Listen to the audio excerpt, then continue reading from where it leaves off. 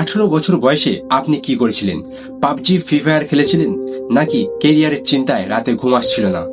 কিন্তু আজ থেকে 100 বছরেরও বেশি আগে 18 বছর বয়সে এক তরুণ ফাঁসির দড়ি হাসতে হাসতে গলায় পড়ে নিয়েছিলেন।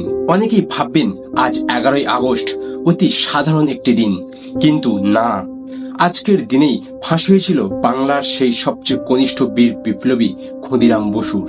যে বয়সে একটা ছেলের হাতে বই বা খেলার ব্যাগ থাকার কথা, সেই বয়সে তার হাতে ছিল বোমা আর বুকে ছিল বন্দে মাতারাম ধ্বনি।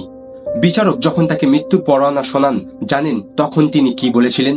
তিনি মুচকি হেসে বিচারককে জিজ্ঞাসা করেছিলেন, আপনি কি আমাকে বোমা বানানো শেখানোর শেষ সুযোগটা দেবেন?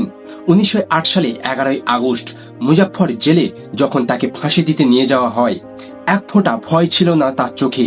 মুখে ছিল সেই কেবল একটা বাণী, একবার বিদায় দে মা, ঘুরে আসি।